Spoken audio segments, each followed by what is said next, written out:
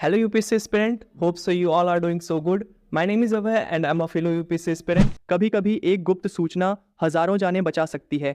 किसी भी देश की सुरक्षा सिर्फ बॉर्डर पर खड़े जवानों की ताकत से तय नहीं होती, बल्कि उन साए में काम करने वाले लोगों पर भी निर्भर करती है जो बिना यूनिफॉर्म पहने देश की हर एक सांस की निगरानी करते हैं। ये हैं हमारे देश की इंटेलिजेंस एजेंसीज। नमस्कार दोस्तों, स्वागत है आपका यूपीएससी एक्सप्लेन्ड सीरीज में, जहां हम यूपीएससी के महत्वपूर्ण विषयों को आसान और प्रभावी भाषा में समझते हैं। आज का हमारा टॉपिक है role of intelligence agencies in national security, यानी आंतरिक सुरक्षा में खुफिया एजेंसियों की भूमिका। तो चलिए शुरू करते हैं इस रोमांचक और गहराई से भरे विषय को समझना। सबसे पहले समझते हैं इंटेलिजेंस एजेंसीज होती क्या हैं। इंटेलिजेंस एजेंसीज वे संस्थाएं होती हैं जो देश की सुरक्षा, आतंकवाद, साइबर खतरे, विदेशी जासूसी और आंतरिक विद्रोह जैसे खतरों के बारे में सूचना इकट्ठा करती हैं, उनका विश्लेषण करती हैं और सरकार को सही समय पर जानकारी देकर बड़े संकट को टालने में मदद करती हैं। अब जानते हैं भारत की प्रमुख इंटेलिजेंस एजेंसीज कौन कौन सी हैं। First, research and analysis wing, जिसे हम रॉ कहते हैं। यह भारत की एक्सटर्नल इंटेलिजेंस एजेंसी है जो देश के बाहर के खतरों पर निगरानी रखती है। इसकी स्थापना 1968 में की गई थी। सेकंड, इंटेलिजेंस ब्यूरो यानी आईबी।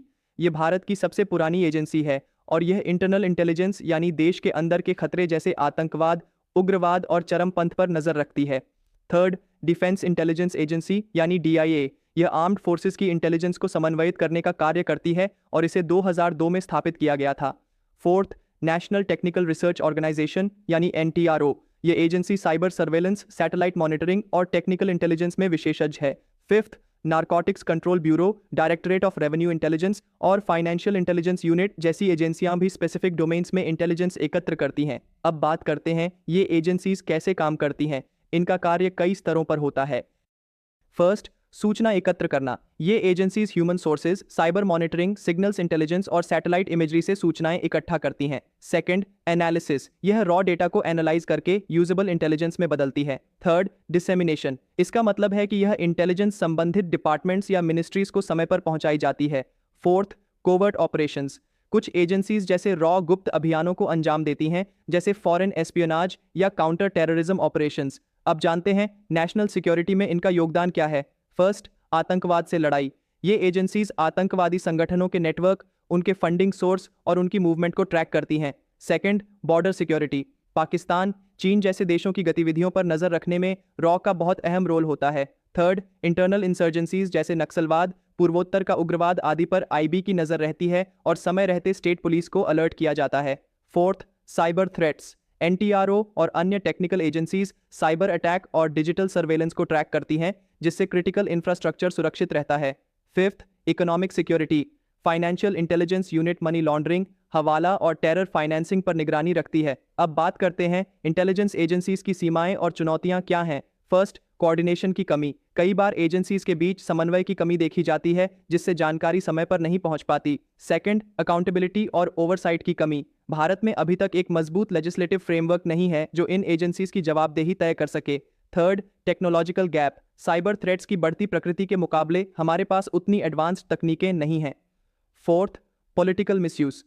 कई बार इंटेलिजेंस एजेंसीज का दुरुपयोग राजनीतिक विरोधियों को टारगेट करने के लिए किया जाता है।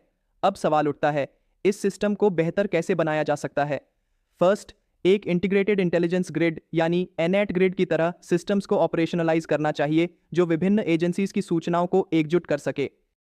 सेकंड, एजेंसीज की जवाबदेही तय करने के लिए एक पार्लियामेंट्री ओवरसाइट कमेटी बनाई जा सकती है। थर्ड, मॉडर्न ट्रेनिंग और टेक्नोलॉजी एडेप्टेशन बहुत जरूरी है ताकि एजेंसियां ग्लोबल थ्रेट्स के अनुरूप तैयार रहें। फोर्थ, पॉलिटिकल न्यूट्रलिटी को सुनिश्चित करना चाहिए ताकि ये एजेंसीज सिर्फ नेशनल इंटरेस्ट के लिए काम करें, न कि किसी सरकार के एजेंडे के लिए। अब करते हैं निष्कर्ष। Intelligence is not about knowing everything but about knowing the right thing at the right time.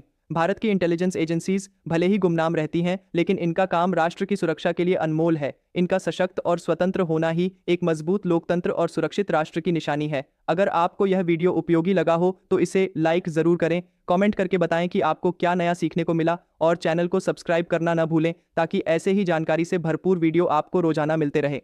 आपका बहुमूल्य समय और विश्वास देने के लिए धन्यवाद। अब जाते जाते एक सवाल, क्या आपको लगता है कि भारत में इंटेलिजेंस एजेंसीज को एक लीगल फ्रेमवर्क और पार्लियामेंट्री ओवरसाइट के अंतर्गत लाया जाना चाहिए? अपने जवाब और राय कमेंट सेक्शन में ज़रूर लिखें और देखते हैं कि आपकी सोच इस नेशनल डिबेट में कितनी गहराई लाती है। मिलते हैं अगले वीडियो में एक और यूपीएससी टॉपिक के साथ। धन्यवाद। हम अपने इस वीडियो को यहीं पे कंक्लूड करते हैं। आपका सपोर्ट, आपका शेयर मेरे लिए फ्यूल का काम करेगा इस जर्नी में। मैं उतनी मेहनत, उतनी एफर्ट और लगा पाऊंगा। सो प्लीज़ आप इस वीडियो को जरूर शेयर करना। Comment down if you have any query, share this video. Thank you so much. तो अब मिलते हैं अपने अगले वीडियो में। Till then, work hard, stay healthy and keep studying. I am Abhay, signing off. जय श्री कृष्णा।